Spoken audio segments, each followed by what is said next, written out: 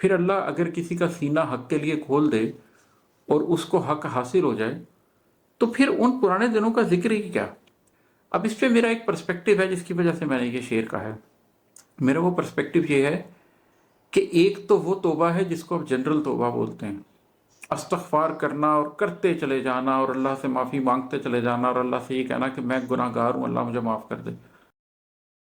میری کتاب کیمیا گھر میں سے ایک مزید غزل آج اس کے اوپر گفتگو کرتے ہیں۔ اس کا مطلب ہے کہ اپنی کاوش ابھی شعوری تھی، اپنی کاوش ابھی شعوری تھی، قلب کی روشنی ادھوری تھی۔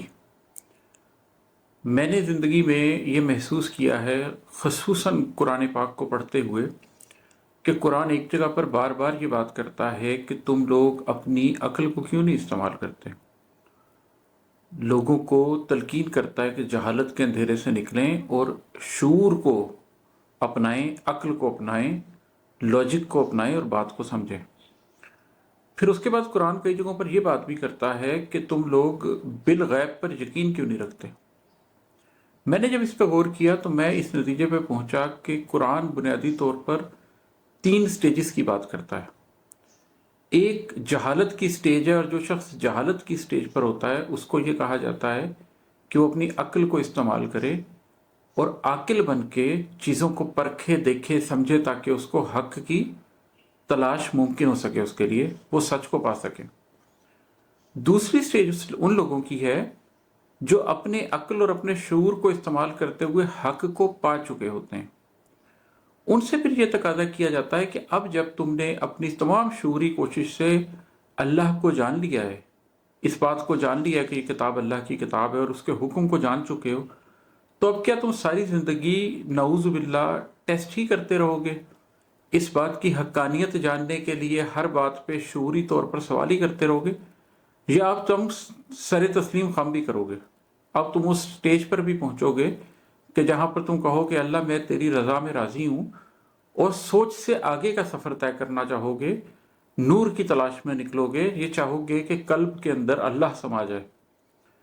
تو یہ 3 سٹیجز ہیں، جہالت کی سٹیج، عقل کی سٹیج، اور اس کے بعد سبمیشن کی سٹیج۔ جہالت کی سٹیج پر عقل کا تقاضا کیا جاتا ہے اور عقل کی سٹیج پر سبمیشن کا تقاضا کیا جاتا ہے۔ تو یہ شعر اس کی بات کر رہا ہے کہ اپنی کاوش ابھی شعوری تھی، قلب کی روشنی ادھوری تھی۔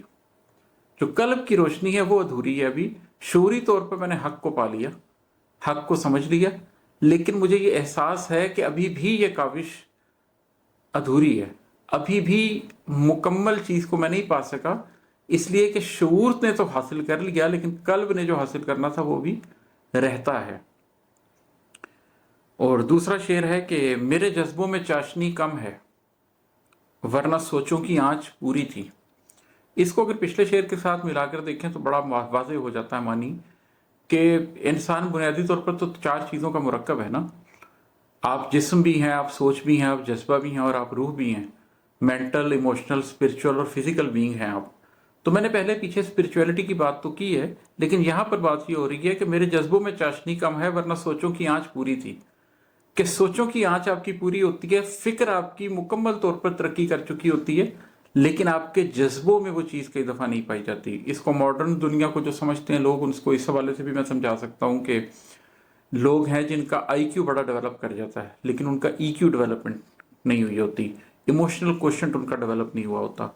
ہم جب 40 سال کے مینیجرز کو ایمپتھی پڑھانے کی کوشش کر رہے ہوتے ہیں تو ہم اس وقت ریئلائز کر رہے ہوتے ہیں اس بات کو کہ ان لوگوں کی وہ ایموشنل ڈیولپمنٹ ہی نہیں ہوئی جو ایک سٹیج کے اوپر ضروری تھی۔ تو جیسے یہ چیز ضروری ہے کہ شعور کے ساتھ آپ کا قلب موجود ہو، ویسے یہ چیز بھی ضروری ہے کہ شعور کے ساتھ آپ کے جذبے بھی موجود ہوں۔ میرے جذبوں میں چاشنی کم ہے ورنہ سوچوں کی آنچ پوری تھی۔ اور ہے کہ تجھ کو کھویا تو پا لیا خود کو، تجھ کو کھویا تو پا لیا خود کو، زیست میں یہ کمی ضروری تھی۔ اب یہ شعر وہ زندگی میں وہ تمام لوگ جنہوں نے کچھ کھو کے کچھ پایا ہوتا ہے وہ اس شعر کو سمجھ سکتے ہیں۔ آپ کی لائف میں ایک سٹیج آتی ہے جس میں آپ کو اپنائے جانے کی چاہت ہوتی ہے، جس میں آپ یہ تو قبول کر سکتے ہیں کہ آپ کسی کو ریجیکٹ کر دیں، لیکن آپ یہ قبول نہیں کر سکتے کہ کوئی آپ کو ریجیکٹ کر دے۔ جس میں آپ یہ تو قبول کر لیتے ہیں کہ آپ ظالم ہو، مگر آپ یہ قبول نہیں کر سکتے کہ آپ مظلوم ہو۔ لیکن جب زندگی کے اندر آپ تھوڑی سی ترقی کرتے ہیں، آپ کا نفس تھوڑا سا صاف ہوتا ہے، آپ کا قلب تھوڑا سا جاگتا ہے، تو آپ ریئلائز کرتے ہیں کہ it's far better to be rejected than to reject something. It's far better to be مظلوم، to be suppressed, to be oppressed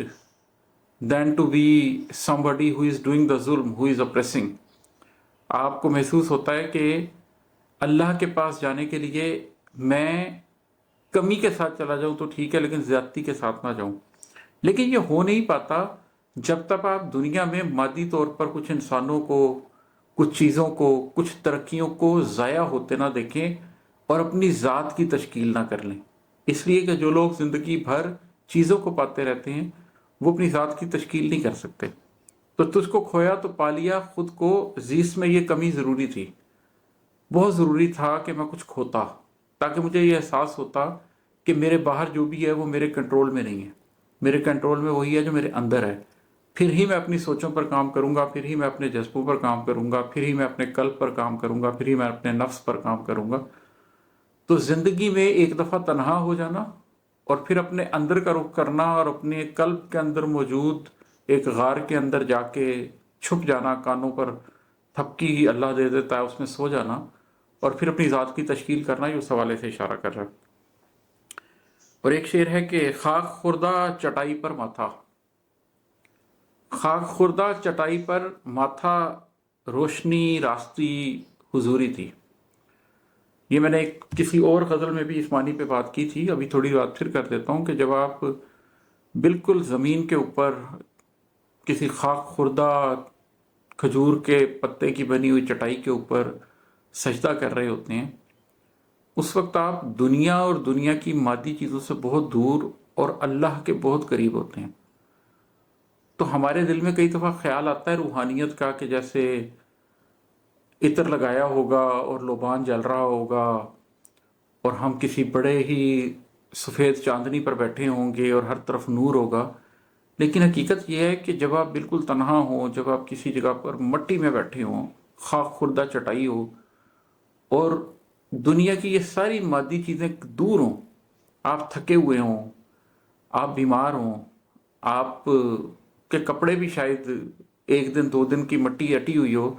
لیکن اس تھکن میں، اس پریشانی میں جب آپ اللہ کے آگے جھکتے ہیں اور سجدہ کرتے ہیں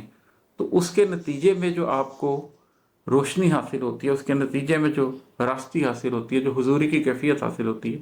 یہ اس کے اوپر شعر ہے۔ اور اس کا مقطع ہے کہ اب عماد ان دنوں کا ذکر ہی کیا، اب عماد ان دنوں کا ذکر ہی کیا جب تجھے آگہی سے دوری تھی۔ اچھا، مجھے زندگی میں بہت زیادہ اس بات کا احساس ہوتا ہے کہ زندگی میں ایک دور جہالت ہم میں سے ہر شخص گزارتا ہے۔ جیسے ہم بات کرتے ہیں کہ مکہ کے زمانے کی بات کرتے ہیں لوگوں کے، کہ اسلام کے آنے سے پہلے وہ دور جاہلیت میں تھے اور پھر اس کے بعد ایمان کے نور نے انہیں پا لیا۔ ہم سب لوگ اپنی اپنی زندگی میں ایک دور جاہلیت میں سے گزر رہے ہوتے ہیں۔ پھر اللہ اگر کسی کا سینہ حق کے لیے کھول دے اور اس کو حق حاصل ہو جائے تو پھر ان پرانے دنوں کا ذکر ہی کیا۔ اسلام جیسے قبول کرنے کے بعد آپ کے ماضی کے تمام گناہ دھل جاتے ہیں، اسی طرح اگر آپ مسلمان بھی ہیں لیکن آپ صدق کے دل سے اپنے رب کے سامنے ایک دفعہ پیش ہو جائیں